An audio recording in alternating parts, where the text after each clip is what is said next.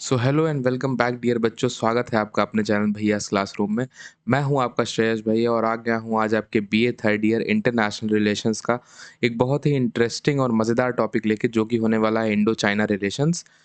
इसको हम Indo cyano relations भी कहते हैं बच्चे। तो आप में से कुछ लोगों के सिलेबस में ये इंडो साइनो SINO करके भी लिखा होगा, तो परेशान होने की बात नहीं। इसका मतलब इंडिया चाइना रिलेशंस ही होता है बच्चे। तो इस वीडियो को सेंटर स्टेट यूनिवर्सिटी दोनों के बच्चे देख सकते हैं। इस वीडियो में उन सारे एस्पेक्ट्स और टॉपिक्स के बारे में हम बात करेंगे बच्चे, जो आपके बीए के फाइनल ईयर के एग्जाम के पॉइंट ऑफ व्यू से इंपॉर्टेंट है। हम देखेंगे meaning, introduction and definition to Indo China relations, phases of evolution of Indo China relations, dispute between India and China, areas of cooperation, impact in world politics and then previous year question discussions. So बच्चे ज़्यादा time ना waste करते हुए आगे बढ़ते हैं। और ये जो प्रीवियस ईयर क्वेश्चंस है बच्चे, ये यूनिवर्सिटी के सेमेस्टर और ईयरली एग्जाम में पूछे गए हैं। लास्ट तक आप इस वीडियो को देखिए। जो मैं प्रीवियस ईयर क्वेश्चन एनालाइज करने वाला हूँ उसको ध्यान से समझिए। आई कैन गारंटी यू कि इसके बियॉन्ड आपके एग्जाम में कुछ भी नहीं आने वाला है। तो चलिए स्टार्ट करते हैं अपना आज का ये लेक्चर। सो सबसे पहले बच्चे, इंडो चाइना रिलेशंस का introduction. Let me change the pen colour. Indo China relations का बच्चे इंट्रोडक्शन कि ये है क्या, मतलब रिश्ता, भारत और चाइना का रिश्ता कैसा है। सो बच्चे, Indo China relations refer to complex and evolving interaction between India and China. तो इंडो चाइना रिलेशंस जो है बच्चे, वो कॉम्प्लेक्स है और एवर इवॉल्विंग है। भाई कोई भी रिश्ता होता है वो समय के साथ साथ इवॉल्व करता रहता है। देखिए, इंसानों में भी तो रिश्ते ऐसे ही होते हैं। जैसे जब आप पहली बार अपने दोस्त से मिले होगे तो आप लोग एक बहुत मतलब बेसिक इंट्रोडक्शन रखते होगे एक दूसरे का, लेकिन धीरे धीरे करके आपके रिश्ते इवॉल्व करते चले गए। आपको पता चल गया कि अगर आपका दोस्त आपसे 500 रुपए ले लेगा तो आप ये एक्सपेक्ट नहीं कर सकते वो कभी लौट आएगा। सो इस तरह का मतलब समझ रहे हैं, एक रिश्ता इवॉल्व होता चला गया। तो ऐसे इंडो चाइना रिलेशंस को भी हम कैसे डिफाइन करते हैं कि ये कॉम्प्लेक्स और एवर इवॉल्विंग इंटरेक्शन है।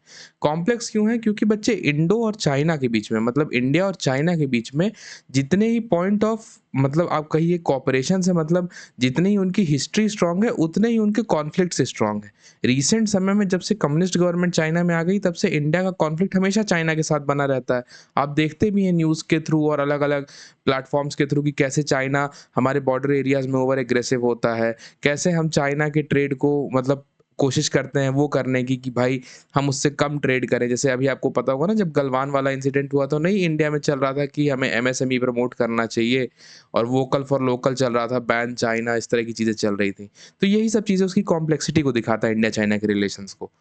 तो आगे क्या कह रहा है, कैरेक्टराइज्ड बाय सिविलाइजेशनल लिंक्स, मतलब सिविलाइजेशनल लिंक्स है दोनों देशों में, क्योंकि दोनों देश भाई बहुत पुराने हैं, बहुत पुरानी सभ्यताएं हैं दोनों। तो दोनों में सिविलाइजेशनल लिंक्स तो होना ऑब्वियस सी बात है। भाई proper border, modern days border तो आज बने ना कि ये आपका बॉर्डर है, ये मेरा बॉर्डर है। पहले के समय तो ट्रैवलर्स आते जाते रहते थे, उनके अकाउंट्स आते जाते रहते थे, लोगों में इंटरेक्शन रहता था। तो ये वही बता रहा है। इकोनॉमिक इंटरडिपेंडेंस, दोनों देश एक दूसरे पे इकोनॉमिकली इंटरडिपेंडेंट है। जैसे चाइना का खिलौना सबसे ज्यादा भारत में बिकता है। एंड परसिस्टेंट स्ट्रेटेजिक राइवलरी, और स्ट्रेटेजिक राइवलरी दोनों देशों में बनी रहती है। स्ट्रेटेजिक राइवलरी मतलब बच्चे वही बॉर्डर कॉन्फ्लिक्ट हो गया, और जो बहुत सारे परसेप्शन के कॉन्फ्लिक्ट हो गए। जैसे जो चाइना है वो पाकिस्तान की बैकिंग करता है इंडिया को न्यूट्रलाइज करने के लिए। ऐसे ही इंडिया जो है, आप देखिए तो जो कंट्रीज हैं साउथ चाइना सी में, जैसे ताइवान हो गया, और जापान से अपने रिलेशन स्ट्रॉन्ग करता है चाइना को कहीं ना कहीं काउंटर बैलेंस करने के लिए। समझ रहे हैं? While early ties were guided by Panchsheel Agreement and Asian Solidarity। बच्चे आपको पंचशील एग्रीमेंट अगर ना पता हो तो मैं बता दूं। पंचशील एग्रीमेंट इंडिया का एग्रीमेंट था। तो पंचशील एग्रीमेंट ये कहता था बच्चे कि हम किसी की सॉवरेनिटी पे हार्म नहीं पहुंचाएंगे। आप पूछोगे भैया सॉवरेनिटी क्या होती है, वैसे आपको पता होना चाहिए पर मैं फिर भी बता देता हूँ बच्चे सॉवरेनिटी क्या होती है। सॉवरेनिटी का मतलब होता है बच्चे संप्रभु। जैसे मैं अपने फैसले खुद ले सकता हूँ, मेरे फैसले कोई और इन्फ्लुएंस नहीं करेगा। फॉर एग्जाम्पल मान लीजिए इंडिया है, तो इंडिया अपने अंदर के, अपने देश के अंदर के प्लस अपने देश के लिए देश के बाहर जो फैसले हैं वो खुद ले सकता है। मतलब इंडिया की पार्लियामेंट खुद ले सकती है। कोई देश बाहर से नहीं बताएगा कि आपको ऐसा करना चाहिए, वैसा करना चाहिए। आप समझ रहे हैं? मतलब अपने फैसले जिसके पास खुद लेने की क्षमता होती है, जिसके पास सेल्फ कैपेसिटी होती है अपने डिसीजंस को लेने की, उसको हम सॉवरेन कहते हैं, उसको हम संप्रभु कहते हैं। एंड एशियन सॉलिडारिटी, तो अर्ली डेज में क्या था कि पंचशील एग्रीमेंट इंडिया और चाइना दोनों साइन किए हुए थे। तो वो एक ऐसी चीज़ है कि जैसे मान लीजिए नेबरहुड फ्रेंडशिप हो गई उसमें, पंचशील एग्रीमेंट में रिस्पेक्ट फॉर सॉवरेनिटी हो गई कि भाई अगर कोई दोनों देश में कोई भी मसला होगा तो वो दोनों देश खुद ही सुलझाएंगे, हम लोग इन्वॉल्व करके मतलब कॉम्प्लेक्स नहीं करेंगे मैटर। लेकिन बच्चे आज की डेट में ऐसा नहीं है। आप देखो, इंडस वाटर ट्रीटी हुई, तो चाइना ने मतलब इंडस वाटर ट्रीटी ऑपरेशन सिंदूर के बाद इंडिया ने जब कैंसिल किया, सस्पेंड किया, तो चाइना ने ऑब्लिगेशन उठाया कि नहीं आप ऐसा नहीं कर सकते। ऑपरेशन सिंदूर के लिए चाइना ने कहा कि ये डेरोगेटरी स्टेप है, इंडिया का ऐसा नहीं करना चाहिए। तो आप देखिए ना कि फैसले हमारे थे, हमारे देश के लिए, इसमें चाइना का कोई अधिकार नहीं बनता है कहने का। पर वो इन चीज़ों को आज की डेट में फॉलो नहीं करता है। तो ये लाइन बेसिकली ये कह रही है कि अगर पहले के समय में हम देखें, तो पहले के समय में हमारे रिलेशन अच्छे थे। हमारे पास पंचशील एग्रीमेंट था, एशियन सॉलिडेरिटी थी, मतलब दोनों देश एशिया में लाई करते थे, तो दोनों देश एक दूसरे से मतलब स्ट्रॉन्ग बॉन्ड बना के रखते थे। The relation today is defined by border dispute, लेकिन आज की डेट में बॉर्डर डिस्प्यूट है, कंपटीशन है इंडो पैसिफिक के एरिया में, और सेलेक्टिव कोऑपरेशन इन मल्टीपोलर वर्ल्ड। सेलेक्टिव कोऑपरेशन मतलब जैसे इंडिया यूएस से इंटरेक्ट करता है, लेकिन चाइना का यूएस से इंटरेक्शन बहुत कम है। समझ रहे हैं? इंडिया जापान से इंटरेक्ट करता है, लेकिन चाइना का जापान से इंटरेक्शन बहुत कम है। तो चाइना पाकिस्तान से इंटरेक्ट करता है इंडिया को काउंटर बैलेंस करने के लिए। मतलब देख रहे हैं बहुत सेलेक्टिव है हर दोनों देश कि हमें किन्हें अपना पार्टनर्स चुनना है, किन्हें अपना पार्टनर्स नहीं चुनना है। हालांकि आज की डेट में यूएस भी इंडिया का उतना स्ट्रॉन्ग एलाई नहीं है। I am talking about this in 2026, उतना स्ट्रॉन्ग एलाई नहीं है, क्योंकि यूएस ने अपने इंडो पैसिफिक कमांड का नाम, अगर आप रिसेंट करंट अफेयर्स को फॉलो करते हैं तो आपने देखा होगा कि यूएस ने अपने इंडो पैसिफिक कमांड का नाम बदल के उसमें से इंडो वर्ड हटा के सिर्फ पैसिफिक कमांड रखा है। तो जब तक उसको इंडो पैसिफिक कमांड कहता था, तब तक उसमें दिखता था कि यूएस के लिए इंडिया एक बहुत इंपॉर्टेंट एक्टर है।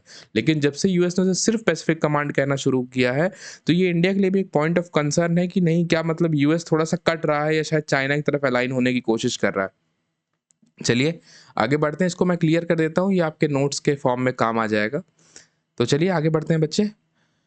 फेजेस ऑफ एवोल्यूशन बच्चे, मतलब ये रिश्ते कैसे इवॉल्व हुए। तो बच्चे पहला फेज है फेज ऑफ फ्रेंडशिप। ये कब से कब तक चला? 1950 से 1959 तक। यहाँ पे पंचशील एग्रीमेंट का रिकॉग्निशन हुआ बच्चे। मतलब पंचशील एग्रीमेंट मैंने आपको बता दिया कि दोनों देश एक दूसरे से फ्रेंडशिप इंक्रीज करेंगे, कोऑपरेशन इंक्रीज करेंगे, प्लस हम दोनों देश एक दूसरे की सॉवरेनिटी को हैम्पर नहीं करेंगे। और एक स्लोगन बड़ा फेमस हुआ बच्चे, हिंदी चीनी भाई भाई। 1962 के वॉर के पहले ही बहुत ज़्यादा चलता था हिंदी चीनी भाई भाई। फिर आता है बच्चे दूसरा फेज, बिटरनेस और कॉन्फ्लिक्ट का फेज। ये 1959 से 1962 तक चला बच्चे। इसमें हमें इंडो चाइना वॉर 1962 की देखने को मिलती है। अगर आपको इस वॉर को देखना है तो एक अभी रिसेंट में मूवी आई थी 120 बहादुर, आप उसमें देख सकते हैं। थर्ड पॉइंट है बच्चे इनडिफरेंस एंड फ्रीज स्टेज। मतलब इनडिफरेंस, जब जहाँ पे थोड़े देश थोड़ा सा अलग रहने लगे। मतलब देखिए जब जंग हो जाती है ना, तो दोनों देशों के अंदर जो एक दूसरे के प्रति एक रिस्पेक्ट होती है, या एक जो मतलब वो होता है, आप कहिए कि एक जो मित्रवत भावना होती है, उसकी क्षति हो जाती है। जैसे आप खुद ही देखिए, अगर आपके और आपके दोस्त की बहस हो जाए ना, तो थोड़ा सा आप लोगों की जो पुरानी लेवल की दोस्ती थी उसमें थोड़ा सा डाउनग्रेड आ जाता है। तो ये वही बता रहा है कि डिप्लोमेटिक डाउनग्रेडिंग हुई, मतलब दोनों देश का जो डिप्लोमेटिक रिलेशन था वो नीचे गिरने लगा, डाउनग्रेडिंग होने लगी। दोनों एक दूसरे से कम एंगेज करने लगे, क्योंकि इंडिया भी जान गया कि हिंदी चीनी भाई भाई करता जरूर है, लेकिन इसने जो चोट पहुंचाई है 1962 के वॉर में, इसी समय उसने अक्साई चीन का भी एरिया कैप्चर कर लिया था। आगे अभी हम देखेंगे इसी लेक्चर में। सो ये सारी चीज़ें थी। चलिए इसको क्लियर करते हैं और बच्चे आगे बढ़ते हैं। आई होप आपको चीज़ें समझ में आ रही है बच्चे। अगर आपको कोई भी डाउट है, कोई भी चीज़ नहीं समझ में आ रही है, तो आप कमेंट सेक्शन में अपना डाउट ड्रॉप करेंगे। मैं उसको, आपके डाउट को तुरंत जल्दी-जल्दी क्लियर करने की कोशिश करूँगा। बच्चे लेक्चर ईज़ी है, ज़्यादा टफ नहीं है। सो चलिए लेट्स कंटिन्यू। फिर आता है बच्चे रीएडजस्टमेंट फेज। अब जैसे आपके और आपके दोस्त की लड़ाई हो गई बच्चे, ठीक है, अब दोनों लोग मुंह बनाए बैठे हो दोनों लोग, लेकिन फिर धीरे धीरे रीएडजस्ट करते हो ना, फिर एक दूसरे से बात करने की कोशिश करते हो, बात करोगे, फिर धीरे धीरे करके नॉर्मलाइज होने लगता है। तो फिर दोनों देश में एम्बेसडर्स का रिस्टोरेशन हो गया, मतलब दोनों देश में वापस एम्बेसीज रिस्टोर हो गई, एम्बेसडर्स जाने लगे। राजीव गांधी जी हमारे फॉर्मर प्राइम मिनिस्टर, उन्होंने विजिट किया 1988 में। फिर बच्चे आता है फिफ्थ एंगेजमेंट फेज आता है। तो CBMs and agreements in 1993 and 2005 to manage LAC. मतलब सीबीएम का एग्रीमेंट बच्चे साइन होता है 1993 और 2005 में एलएसी के इशू को मैनेज करने के लिए। तो बच्चे सीबीएम का मतलब क्या होता है? आप में से बहुत लोग सोच रहे हो कि सीबीएम क्या है। सीबीएम का मतलब होता है बच्चे कॉन्फिडेंस बिल्डिंग मेजर। मतलब एक दूसरे पे विश्वास बनाने के ऐसे कुछ स्टेप्स लिए जाने जिससे दोनों देशों में वापस से जो विश्वास है वो रिस्टोर हो सके, एक दूसरे के बीच जो कॉन्फिडेंस है वो रिस्टोर हो सके। जैसे आपके और आपके दोस्त की लड़ाई हो जाती है ना, तो फिर आप लोग कहोगे कि अरे भाई हो गया, बात बहस बहुत हुई, चलो चलते हैं, कुछ खा के आते हैं। ये सब क्या है? सब कॉन्फिडेंस बिल्डिंग मेजर्स है। फिर आता है बच्चे ट्रेड ग्रोथ। तो इसी एंगेजमेंट फेज में हमें क्या देखने को मिलता है? दोनों देशों में ट्रेड शुरू हो जाता है, ट्रेड ग्रोथ होने लगती है। फिर बच्चे आता है सिक्स्थ फेज, जिसको हम कहते हैं कंपिटिटिव कोएग्जिस्टेंस का फेज, जो कि 2013 से लेके आज तक देखा जा सकता है। इसमें दोनों देशों में हाई लेवल की समिट होती है बच्चे। ये समिट देखिए लीडर्स में कम होती है, लेकिन आर्मी हेडक्वार्टर्स में ज़्यादा होती है, क्योंकि हमारे पास बॉर्डर कॉन्फ्लिक्ट ज़्यादा है। Repeated stand off such as Doklam and Ladakh, जैसे डोकलाम लद्दाख और रिसेंट में गलवान में भी बच्चे स्टैंड ऑफ मतलब कि दोनों देशों की सेनाओं का आमने-सामने आ जाना, थोड़ा-सा एक दूसरे से तना-तनी जिसको कहते हैं वो होना। और कोऑपरेशन अलोंग विथ राइवलरी मतलब दोनों देश कोऑपरेट तो कर ही रहे हैं, जैसे कोऑपरेट कहाँ पे कर रहे हैं बच्चे? ब्रिक्स में कर रहे हैं, है ना? तो दोनों देश कोऑपरेट तो कर ही रहे हैं, लेकिन दोनों देश साथ में राइवलरी में भी एंटर है। राइवलरी क्या है बच्चे? जैसे यही राइवलरी है देख लीजिए कि बॉर्डर इश्यू है राइवलरी, टेरिटरी राइवलरी है, ठीक है? दलाई लामा का जो रिकॉग्निशन है वो एक राइवलरी का पॉइंट है। अरुणाचल और ये सब इंडियन स्टेट्स जो हैं, इसका एक्विजिशन जो चाइना कहता है कि ये सब मेरे स्टेट्स हैं, ये राइवलरी है। चाइना की जो स्ट्रिंग ऑफ पर्ल्स की पॉलिसी है कि इंडिया है, इंडिया को चारों तरफ से घेर लो, स्ट्रेटेजिक पोर्ट्स और ये सब बना के, ये राइवलरी है। समझ रहे हैं बच्चे? साथ ही में इंडिया क्या स्टेप लेता है, इंडिया भी एंगेज करता है जापान जैसे नेशंस के साथ। इंडिया क्या करता है बच्चे? इंडिया भी एंगेज करता है अलग-अलग लेवल पे, यूएस के साथ एंगेज करता है चाइना को काउंटर बैलेंस करने के लिए। इंडिया क्या करता है बच्चे? जो मतलब अपने जो नेबरहुड है, जैसे यहाँ पे आप देखिए कि जो श्रीलंका है उसमें एंगेज करने की कोशिश करता है। ग्रेट निकोबार जो प्रोजेक्ट है हमारा वो क्या है बच्चे? ग्रेट निकोबार में मतलब निकोबार आइलैंड्स में आपने सुना होगा कि रिसेंट में इंडिया अपना एक मिलिट्री एस्टैब्लिशमेंट सेटअप कर रहा है। क्यों सेटअप कर रहा है? चाइना को कैटर करने के लिए। हमने चाबहार पोर्ट बनाया ईरान में, क्यों बनाया? चाइना को कैटर करने के लिए। तो सब हमारी राइवलरी दिखाता है। आई होप आपको चीज़ें समझ में आ गई होंगी। इसको क्लियर करते हैं बच्चे और आगे बढ़ते हैं। फिर आता है बच्चे dispute between India and China, क्या लफड़ा है दोनों देशों में? सबसे पहला बच्चे बॉर्डर डिस्प्यूट, एलएसी इशू।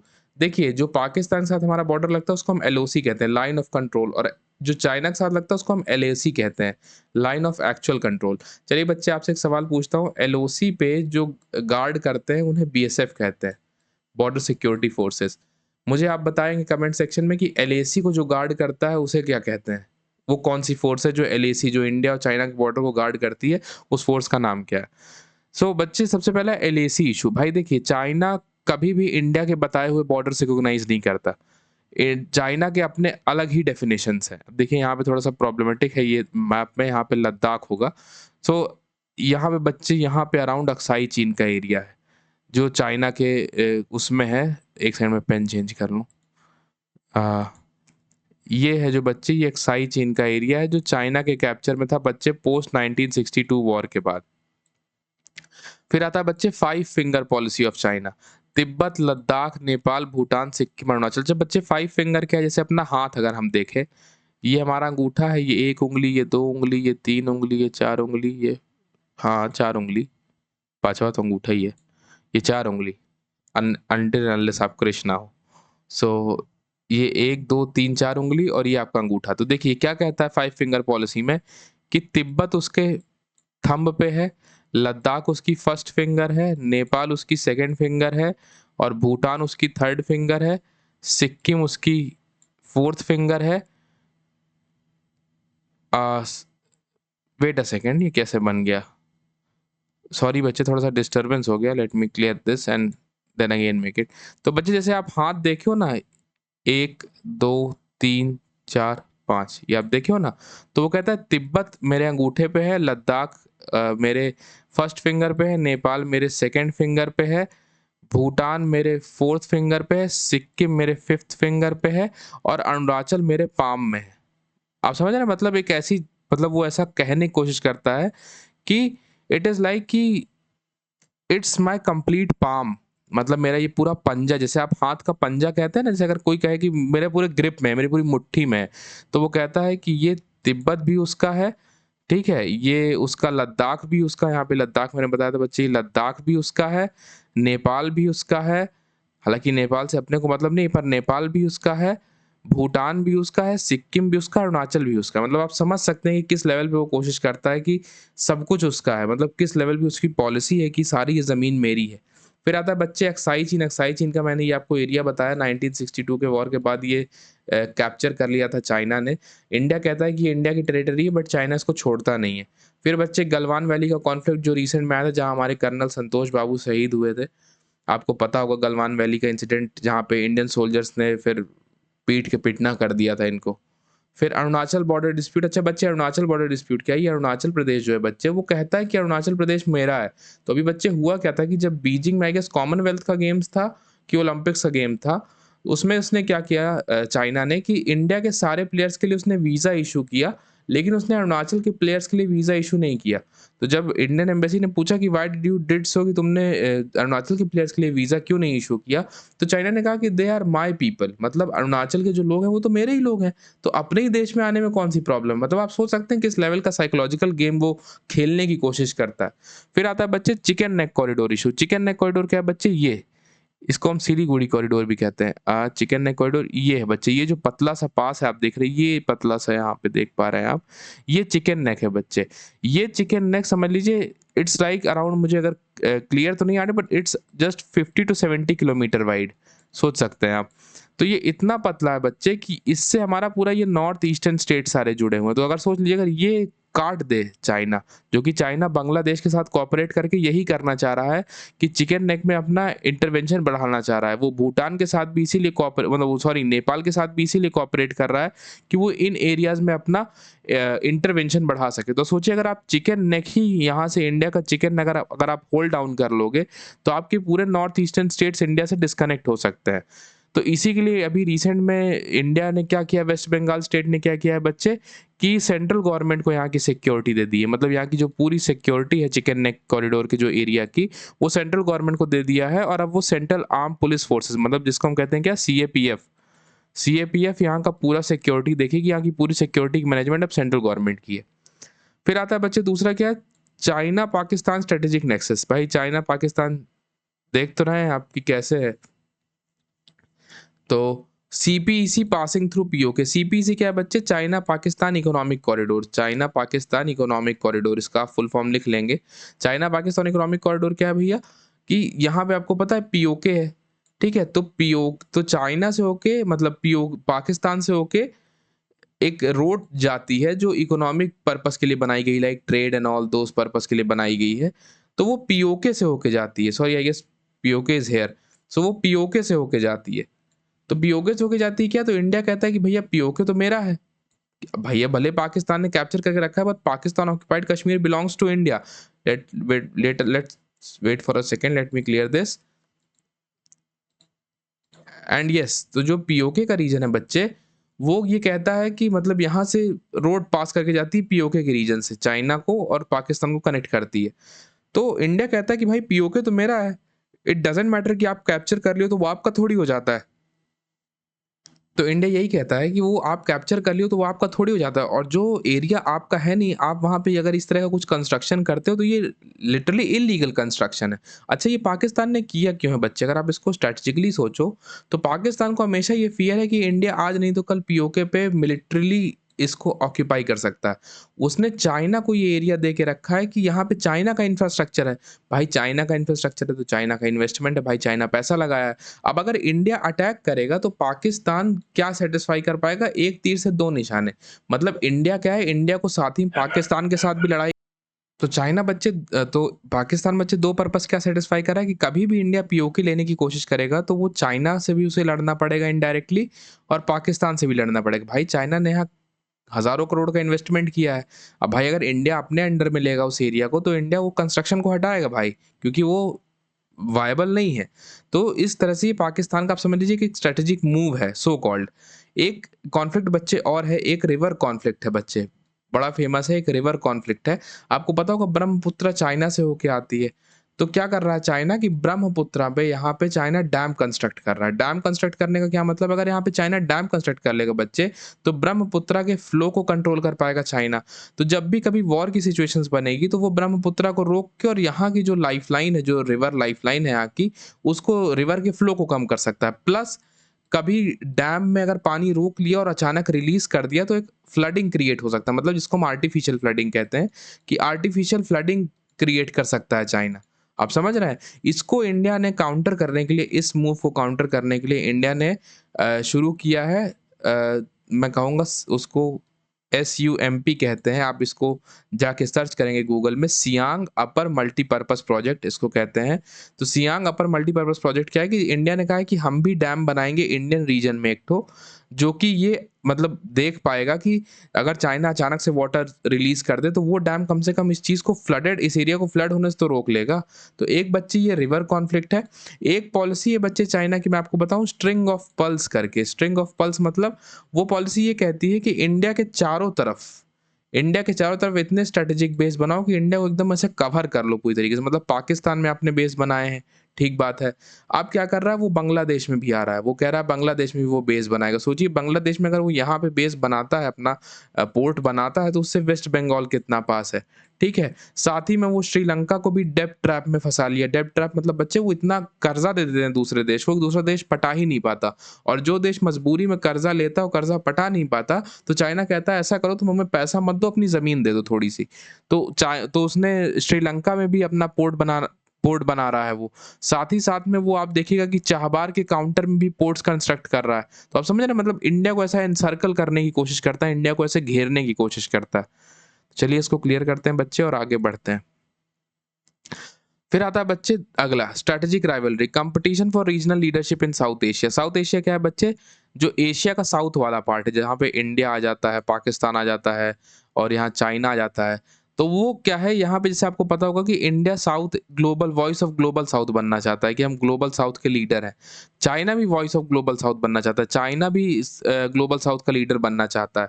तो इसको लेके एक राइवलरी है दोनों देशों में। अच्छा आप कहोगे भैया ग्लोबल साउथ का लीडर क्या है? ग्लोबल साउथ का लीडर मतलब बच्चे ये है कि जितने भी ये मतलब एशिया के साउथ में जितने भी देश हैं जिनको हम ग्लोबल साउथ कहते हैं, जितने भी देश हैं, पाकिस्तान, बांग्लादेश, श्रीलंका, मालदीव्स, म्यांमार, जितने भी ये सारे देश हैं, समझ रहे हैं?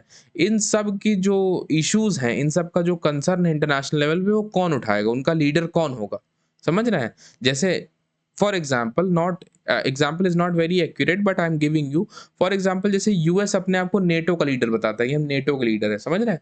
तो ऐसे इन देशों का जो प्रतिनिधित्व है, इनकी जो बातें हैं, वो बड़े लेवल पे कौन रखेगा, उसका लीडर कौन बनेगा। तो इस लीडरशिप को लेकर दोनों देशों में लड़ाई रहती है। फिर बच्चे लैक ऑफ ट्रस्ट, दोनों देशों में ट्रस्ट की कमी है क्योंकि 1962 का वॉर था, हिंदी चीनी भाई भाई का वो चीज़ टूट गई थी, दोनों देशों में ट्रस्ट और परसेप्शन गैप आ गया है। लद्दाख का कॉन्फ्लिक्ट जो है उसने और भी टेंशन बढ़ा दी दोनों देशों के बीच में। प्लस बच्चे कंटेनमेंट ऑफ चाइना, मतलब कंटेनमेंट ऑफ इंडिया, मतलब चाइना क्या कोशिश करता है कि इंडिया को कंटेन करने की। देखिए मैंने आपको बताया था स्ट्रेटेजिक पोर्ट्स बनाता है।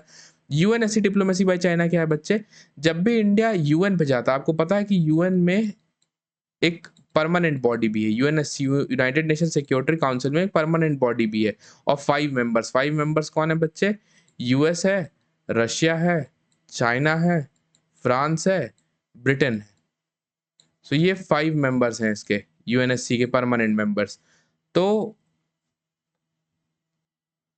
ब्रिटेन से ज़्यादा परफेक्ट होगा बच्चे, आप इसको यूनाइटेड किंगडम कहिए कि यूके है, यूके है। इसको हम P5 मेंबर्स भी कहते हैं, मतलब परमानेंट 5 मेंबर्स कहते हैं यूनाइटेड नेशन सिक्योरिटी काउंसिल्स के। तो इन पांचों मेंबर के पास वीटो पावर होती है, मतलब अगर यूएन में कोई भी ऐसी बात उठती है कि किसी देश के खिलाफ ये होना चाहिए, ये देश ये कर रहा है, और इनमें से कोई भी देश अगर वीटो लगा दे कि नहीं ऐसा नहीं होना चाहिए, तो वो प्रपोजल मतलब वो हो जाता है, नलिफाइड हो जाता है। तो क्या होता है, जब भी इंडिया चाइना के अगेंस्ट टेररिज्म का कंसर्न उठाता है, तो चाइना उसको वीटो लगा के नलिफाइड कर देता है। और ऐसे ही जब भी पाकिस्तान और कोई देश इंडिया के खिलाफ कंसर्न उठाता है, तो उसको रशिया लगा के नलिफाइड कर देता है। तो आप समझ रहे हैं, ये चीज़ें हैं। यूएनएससी के लेवल पे इस तरह कोशिश करता है चाइना इंडिया को पीछे ढकेलने की, कि इंडिया के उठाए हुए कंसर्न्स पे वीटो लगा दो कि नहीं ये तो गलत बात है, आप गलत बात कर रहे हो, इस तरह की चीज़ें हैं बच्चे। चलिए बच्चे आगे बढ़ते हैं। फिर आता है बच्चे एरियाज ऑफ कोऑपरेशन। बच्चे एरियाज ऑफ कोऑपरेशन बहुत कम है दोनों देशों में, जितने हैं मैं जो आपको बता देता हूँ। पहला बच्चे ब्रिक्स, आपको पता है ब्रिक्स एक एसोसिएशन है देशों का। तो बच्चे ब्रिक्स में क्या बात करता है, इंडिया और चाइना बात करते हैं डी डॉलराइजेशन की। अब आप पूछोगे भैया डी डॉलराइजेशन का मतलब क्या होता है? देखो बच्चे, जितना भी ग्लोबल ट्रेड है सब डॉलर में होता है, आपको पता है। सब यूएस डोमिनेटेड डॉलर, क्योंकि यूएसडी है ना, यूएस डॉलर जो है वो ग्लोबल ट्रेड की करेंसी है, सब लोग यूएसडी में ट्रेड करते हैं, सब डॉलर में ट्रेड करते हैं। तो जो ब्रिक्स की कंट्री है वो कहती है कि भैया यूएस की हेजेमनी क्यों रहे हर जगह, क्यों यूएस का डॉलर हर बार डोमिनेट करे? भाई हमें अपनी भी तो करेंसी मजबूत करनी है, हमें रुपए मजबूत करना है। चाइना कहता है हमें युआन मजबूत करना है, तो इन्हें अपनी भी तो करेंसी मजबूत करनी है। तो इसलिए हम बात करते हैं कि नहीं, हम जो है अपना जो डील करेंगे वो डॉलर से नहीं करेंगे, मतलब हम डॉलर में नहीं करेंगे। ऐसा कुछ मैकेनिज्म आना चाहिए इंटरनेशनल ट्रेड के सिस्टम में, जहां कंट्रीज अपनी इकोनॉमी से भी ट्रेड कर सकें, जहां कंट्रीज अपनी भी इकोनॉमी से ट्रेड कर सकें बच्चे। तो अपनी इकोनॉमी से भी ट्रेड कर सके, इसी कंसर्न में रशिया और इंडिया जब कोलैबोरेट करते हैं तो हम इसे रूपी रूबल ट्रेड कहते हैं, रूपी और रूबल ट्रेड, मतलब रशिया रूबल और इंडियन रूपी आपस में मिलके ट्रेड करते हैं, तो इसे हम रूपी रूबल ट्रेड कहते हैं।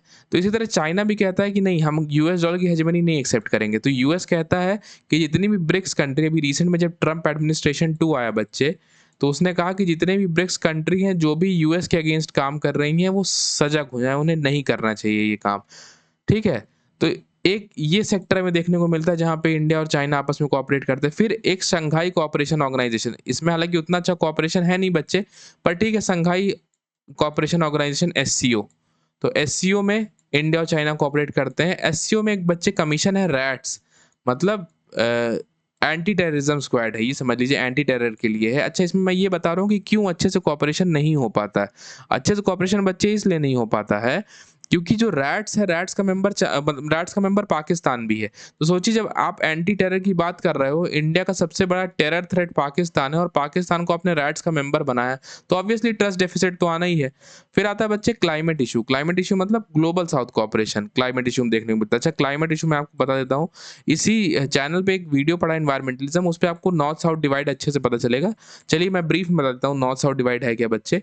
दोनों देश देखिए, नॉर्थ और south countries, north south countries क्या, नॉर्थ कंट्रीज वो कंट्रीज हैं बच्चे जो डेवलप्ड हैं, जैसे यूएस है, फ्रांस है, और साउथ कौन सी है, जो डेवलपिंग है, जैसे एशियन कंट्रीज हो गई। ठीक है? तो क्लाइमेट इशू पे एक बड़ी डिबेट चलती है भाई।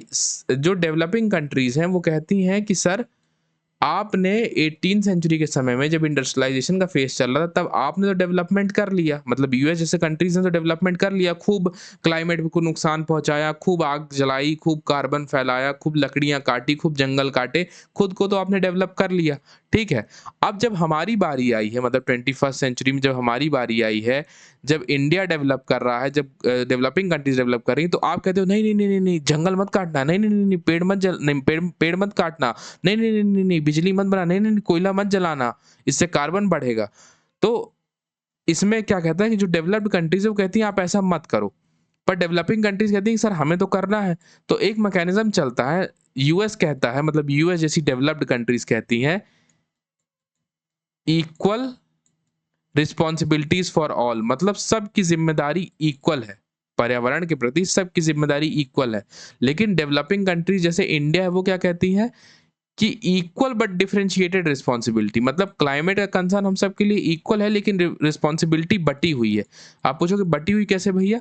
बटी हुई ऐसे है कि इंडिया जैसी कंट्रीज कहती हैं कि जो डेवलप्ड कंट्रीज, जैसे इंडिया और चाइना जैसी कंट्रीज कहती हैं कि जो डेवलप्ड कंट्रीज है, जैसे यूके है, फ्रांस है, इनकी जिम्मेदारी क्लाइमेट के प्रति ज्यादा है। भाई हमारे पास तो पैसा ही नहीं है, हम तो अभी डेवलप कर रहे हैं, आपकी जरूरत ज्यादा है, आप ज्यादा पैसा इन्वेस्ट करो क्लाइमेट को प्रोटेक्ट करने में, हमसे भी ज्यादा। लेकिन यूएस कहता है नहीं नहीं नहीं नहीं, हमें सबको बराबर पैसे लगाने हैं क्लाइमेट को बचाने के लिए। तो समझ रहे हैं, ये एक डिबेट चलती है दोनों, एक विकसित और विकासशील देशों में, डेवलप्ड और डेवलपिंग कंट्रीज में। तो इसमें इंडिया और चाइना साथ में बोलते हैं कि हम लोग तो सदर्न कंट्रीज, हम लोग तो अभी डेवलप कर रहे हैं, आप डेवलप कर चुके हो अपने टाइम पे, तो अब आपकी जिम्मेदारी है कि आप क्लाइमेट हमसे ज्यादा प्रोटेक्ट करो। समझ रहे हो? वो भी चाइना इंडिया के गुडविल में नहीं बोलता है कि हमें इंडिया का साथ देना है।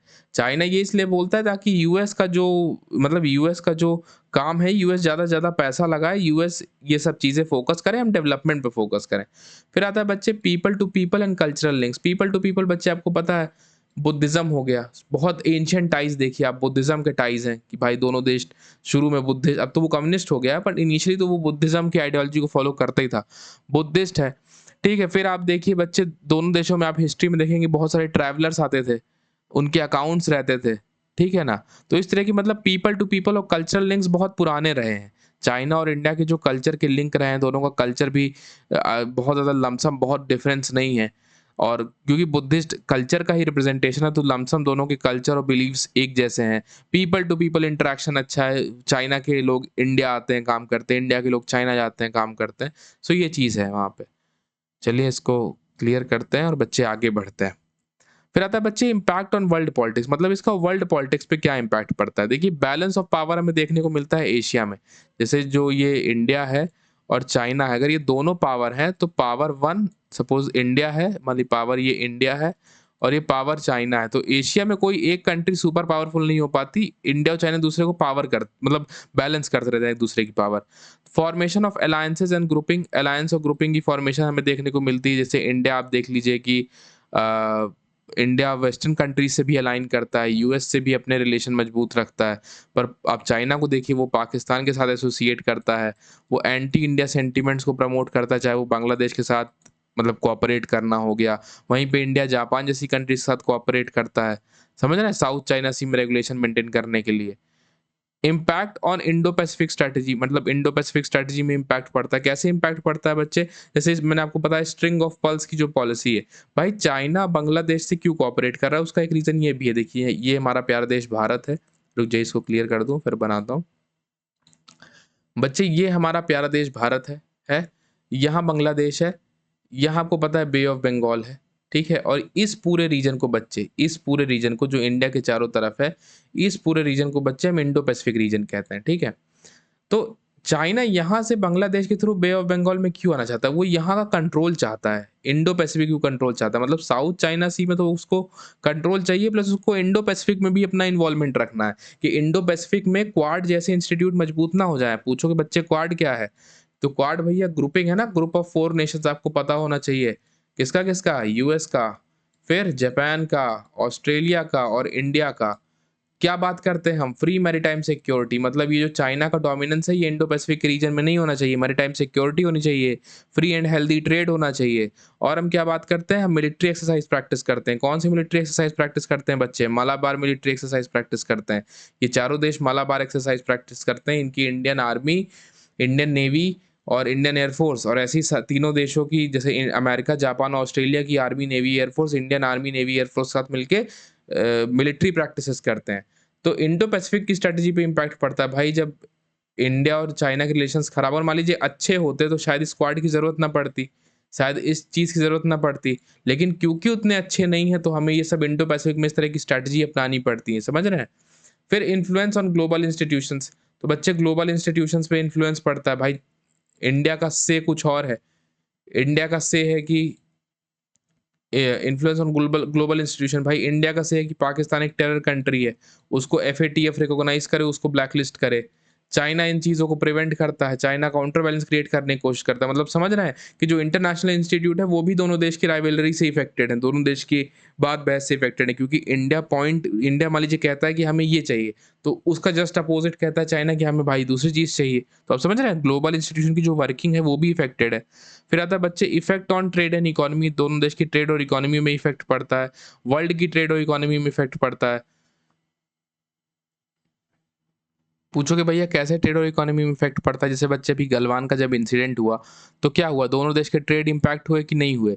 इंडिया ने कहा वोकल फॉर लोकल, भाई चाइनीज प्रोडक्ट खरीदना बंद करो, ठीक है। ऐसी कई बार ऐसी चीज़ें हो चुकी हैं इंडिया में कि जब इंडिया ने चाइना के खिलाफ बड़े ही स्ट्रिक्ट मेजर्स लेने की कोशिश की है, जहाँ पे हमने एयरपोर्ट से मतलब ये बंद कर दिया कि कोई एयरपोर्ट से मतलब आना जाना या इस तरह के ट्रेड और इस तरह की चीज़ें हमने बंद कर दी। आप समझ रहे हैं?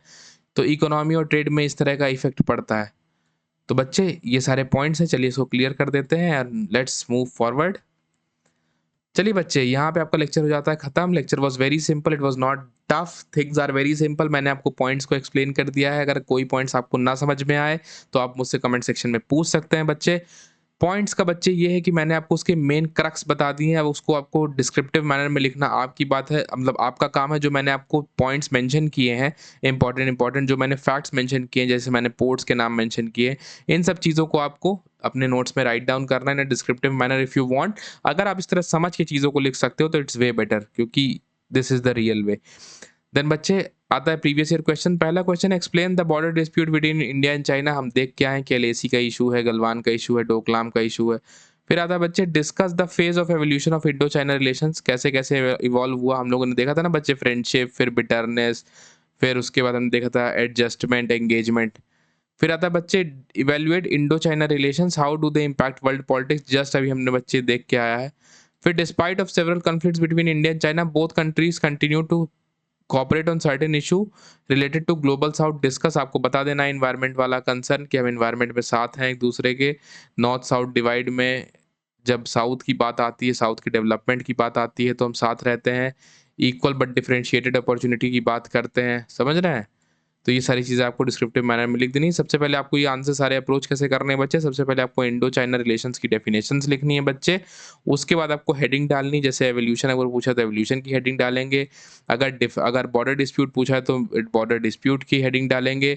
उसके बाद जो भी हेडिंग पूछा उसकी हेडिंग डालेंगे, उसके सारे पॉइंट्स को मेंशन करेंगे, पॉइंट्स को डिस्क्राइब करते चलेंगे बच्चे। फिर लास्ट में कंक्लूजन लिख देंगे कि इंडो चाइना रिलेशन बेशक बहुत कॉम्प्लेक्स है, लेकिन ये इंडिया और चाइना के मतलब एवर इवॉल्विंग नेचर को दिखाता है, और इससे हमें ये समझ में आता है कि कैसे मतलब स्ट्रैटेजिकली इंडिया को स्ट्रांग होने की ज़रूरत है, अगर मतलब अगर आपके नेबरहुड, इमीडिएट नेबरहुड आपके इतने हॉस्टाइल है। तो इस तरह की चीज़ों से आपको अपने आंसर को कंक्लूड करना है बच्चे। एंड इसको क्लियर कर देता हूँ। So this was your lecture बच्चे। Thank you for watching Indo China relations बच्चे। इस चैनल को आप सब्सक्राइब कर लीजिएगा बच्चों, अगर आपको ये लेक्चर समझ में आ रहे हैं। मैं first year, second year, third year political science बच्चे, प्लस अपने फिजिकल एजुकेशन वाले फ्रेंड्स को शेयर कर दीजिए, प्लस फिजिकल एजुकेशन मैं इसी चैनल पे कवर करने वाला हूँ बच्चे। सो सब्सक्राइब कर लीजिएगा नए वीडियोस के लिए बच्चे, लाइक करिएगा क्योंकि आपका लाइक मुझे मोटिवेट करता है बच्चे। साथ ही में बच्चे मुझे सपोर्ट करिएगा, प्लस ये वीडियो ज़्यादा से ज़्यादा शेयर करिएगा। मुझे यूनिवर्सिटी में हमेशा सपोर्ट मिला अपने जूनियर से। प्लस ये वीडियोस बच्चे ज़्यादा से ज़्यादा शेयर करिएगा अपने फ्रेंड्स तक, क्योंकि मैं मानता हूँ बच्चे में सीखना भी साथ है और जीतना भी साथ है। क्योंकि नोट्स से नहीं, सपोर्ट से जूनियर आगे बढ़ते हैं। सब कहते थे यूनिवर्सिटी में, भैया आपके नोट्स मिल जाते हैं, आपके नोट्स मिल जाते हैं, आपके नोट्स मिल जाते हैं। बच्चे नोट्स क्या करोगे जब मेरा सपोर्ट तुम्हारे साथ है। इस लेक्चर को ध्यान से समझो, अगर ना समझ में आए दोबारा देखो। It's easy to understand and I wish कि आप लोग अपने लाइफ में बहुत ही अच्छा करेंगे बच्चे। Thank you for watching, thank you for being a part of this journey. मिलते हैं किसी नए लेक्चर के साथ। थैंक यू बच्चे, जय हिंद।